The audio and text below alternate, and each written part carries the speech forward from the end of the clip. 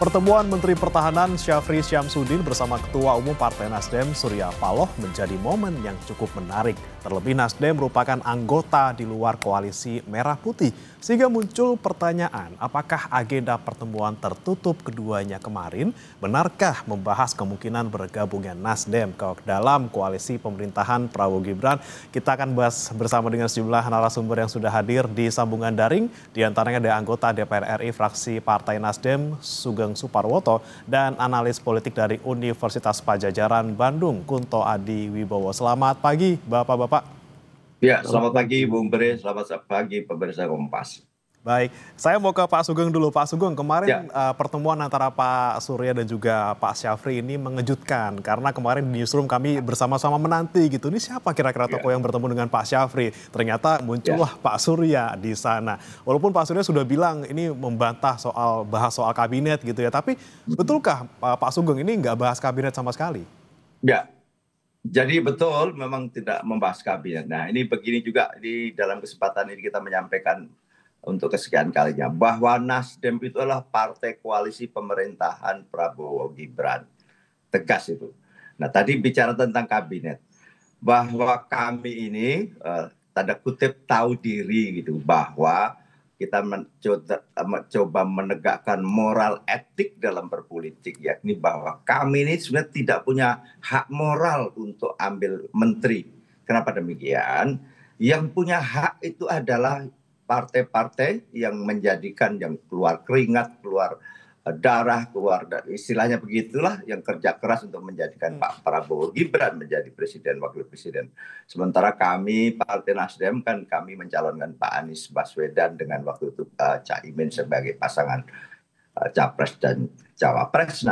Nah ini dalam konteks itulah kami Nasdem selama ini adalah partai pendukung atau koalisi partai pendukung, meskipun tidak mengambil sebagaimana yang lazim adalah katakanlah jatah menteri gitu. Kenapa demikian? Sekali lagi kita tidak punya hak moral untuk mengambil eksekutif karena kami ini mencalonkan Pak Anies Baswedan dan Caimin waktu itu. Jadi dalam konteks itulah. Tapi tetap kami adalah koalisi pemerintahan berkali-kali dalam berbagai kebijakan dan itu sudah dideklar. Dan kami juga waktu itu ketika awal-awal pemerintahan Pak Prabowo kami diundang secara partai itu di kediaman Kertanegara, kita menyampaikan banyak hal, mendiskusikan banyak hal. Jadi kehadiran kami dalam konteks pemerintahan ini tetap kami adalah partai pendukung atau kalau yang sering disebut partai koalisi pemerintahan ini, meskipun tidak ada menteri atau tidak mengambil atau jatah menteri, karena menteri betul selain hak prerogatif presiden. Waktu itu ketika di Kartanegara kami juga semacam di dalam diskusi ditanyakan, ini sudah sekian lama, sudah hampir 2 jam kok nggak bicara menteri. Nah baru kita sampaikan bahwa kami tidak punya hak moral, yang punya hak adalah menteri, partai-partai yang menjadikan yang kerja keras, berkeringat, kerja keras dan menjadikan Pak Prabowo Gibran sebagai presiden dan calon presiden. Ya. Tapi sebenarnya Nasdem juga mempunyai posisi spesial juga kemarin karena kan diputar Pak Mars Nasdem di kantor Kementerian Pertahanan nih, Pak.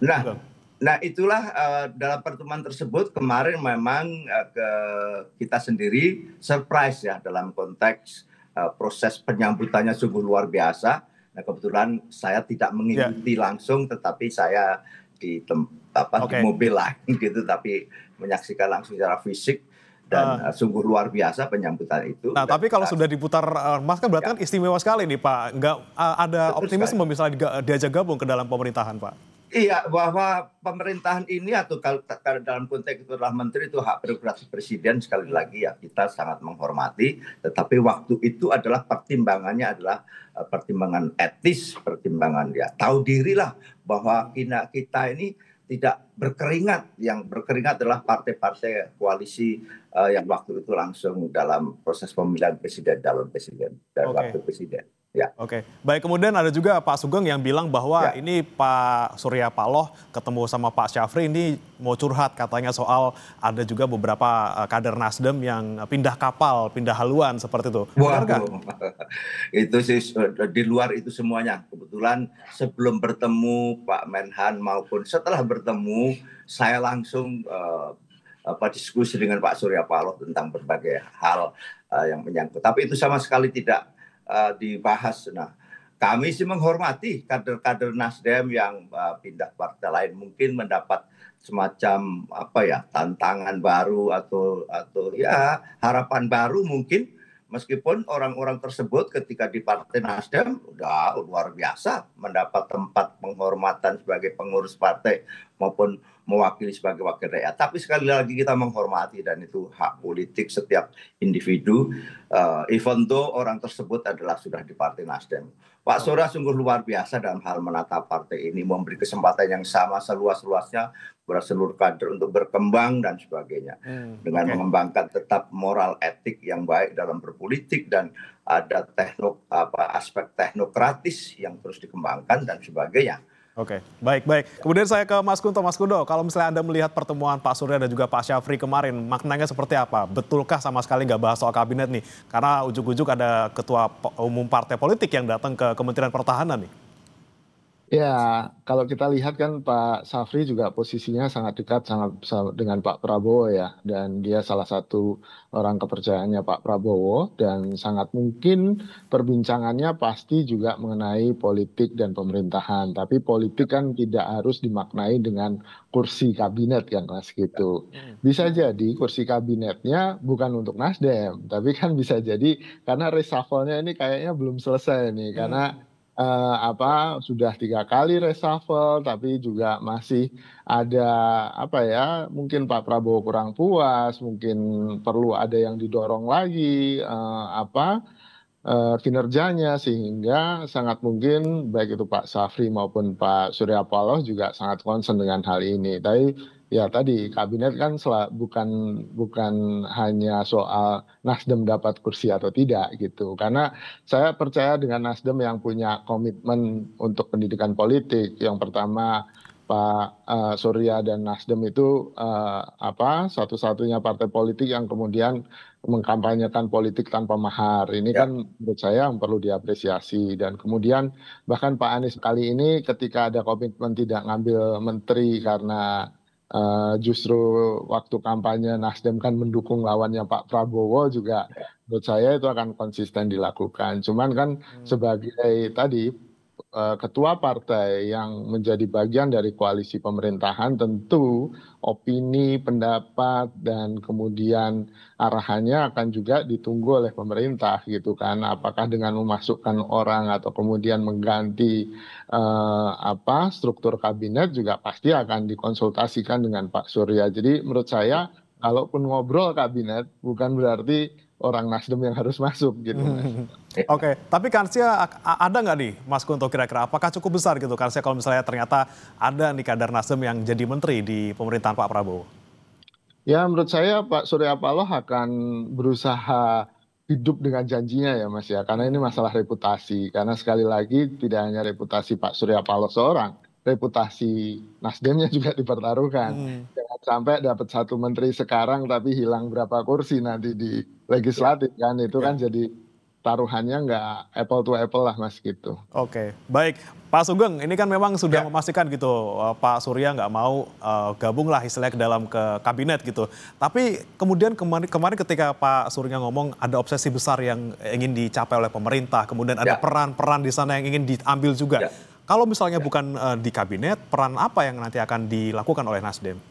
Ya, jadi kami di DPR jelas dalam berbagai aspek tentang bagaimana peran legislasi, peran fungsi budgeting dan fungsi pengawasan, dan ada fungsi problem solving dalam event apapun menyangkut tentang berbagai perspektif politik apapun atau proses politik yang terjadi di DPR. Kami sangat-sangat mendukung pemerintahan apa yang diputuskan oleh pemerintah. Misalnya apa? Ya kita tahu bahwa Pak Prabowo itu punya obsesi besar, yang dimaksud obsesi besar adalah salah satunya atau salah duanya adalah swasembada pangan dan swasembada energi. Nah kebetulan saya di Komisi Energi, bagaimana kita semuanya untuk mencapai atau berbagai kebijakan untuk mencapai itu di bidang minyak, gas, dan juga kelistrikan misalnya, bagaimana persoalan subsidi, bagaimana kita menetapkan lifting misalnya, karena ini menjadi basis perhitungan dalam APBN, karena apa disebut dengan asumsi makro, lifting minyak berapa, ICP atau Indonesia Crude Price kita berapa, lantas subsidinya berapa, dan kebijakan-kebijakan lain menyangkut tentang bagaimana akhirnya target katakanlah pertumbuhan ekonomi 8% bisa tercapai, memerlukan energi berapa. Dan nah kebetulan di Komisi 12 juga ada investasi. Kita tahu kita memerlukan investasi yang sungguh luar biasa besar, yakni secara akumulatif sampai tahun 2029 kurang lebih 13.700 triliun. Sehingga setiap tahun misalnya perlu investasi 2.500-an triliun dan sebagainya. Kita menciptakan baik berupa kebijakan maupun hal-hal lain yang menciptakan ekosistem bagaimana investasi itu bisa masuk dengan baik, karena kita sadar untuk Indonesia tumbuh itu, apalagi Pak Prabowo menargetkan 8% di tahun 2029 kan begitu. Jadi secara akumulatif itu tadi, samping itu pertumbuhan ekonomi kita tahu ada investasi, ada juga konsumsi government spending, dan juga konsumsi rumah tangga, dan juga yang lain adalah masalah ekspor. Nah kemarin misalnya juga dibahas persoalan-persoalan ini Pak Surya dengan Pak Safri, menyangkut tentang bagaimana harga komoditas kita yang sedang turun, baik itu batu bara maupun nikel, dan untung CPO kita lumayan harganya baik, tapi kita dengar secara kuantitatif sedang ada penurunan dan sebagainya. Hal-hal itu yang sering kami bahas dengan Pak Surya, dan kemarin juga didiskusikan dengan Pak Safri. Ini bagaimana mencapai itu semuanya, karena ini sangat-sangat tidak mudah di tengah-tengah ekonomi global, situasi global yang sama-sama kita tahu bagaimana tarif Trump ini juga akan memperlambat pertumbuhan ekonomi dunia, bahkan dalam konteks demand side dunia pun akan merosot juga. Dan ini udah mulai kentara misalnya di bidang energi, bagaimana ya bersyukur bagi kita karena harga crude dunia tidak melambung gitu. Kita sekarang di antara 62 sampai 64, jadi WTI di 62, Brent di kurang lebih 64-65. Artinya di bawah ICP kita. Bulan APBN tahun 2025 itu ICP ditetapkan misalnya $82 per barrel, dan di APBN tahun 2026 ditetapkan. Ya, kami tangkap Pak Sugeng, intinya ada peran Nasdem di legislatif yang juga bersama-sama untuk mewujudkan program-program pemerintah gitu ya. Tapi kalau untuk pengawasannya gimana nih Pak Sugeng? Saya kira pengawasan kita semuanya secara normatif dan juga berbagai aspek kita dekati secara teknokratis ya. Bahwa pengawasan menyangkut tentang misalnya yang kita mahfum apa yang sedang menjadi sorotan masyarakat, misalnya tentang MBG dan sebagainya, kita memberi masukan bahwa kita akui bahwa MBG itu penting sekali untuk bagi masyarakat kita yang terutama yang tidak mampu. Kita sadar betul bahwa tingkat rata-rata ada anak kita dari sisi IQ maupun dari sisi tingkat gizi tertinggal di kawasan Asia Tenggara ini, maka perlunya ada intervensi tanda kutip investasi pemerintah. Hanya saja mungkin mekanisme prosesnya atau caranya yang perlu diperbaiki dan sebagainya.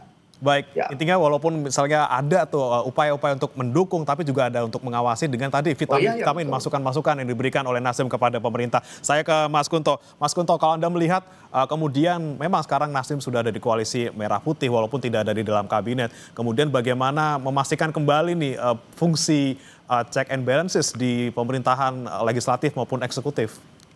Ya, ini sebenarnya yang menarik bukan dari sisi Nasdem dan Pak Surya Paloh, justru dari sisi Gerindra dan pemerintahan Pak Prabowo ini, dari pertemuan Pak Safri dengan Pak Surya Paloh. Karena ya mungkin kita tahu bahwa tangannya Pak Prabowo di pemerintahan itu adalah Pak Safri. Lalu ada tangannya Pak Prabowo di legislatif itu ada Pak Dasko.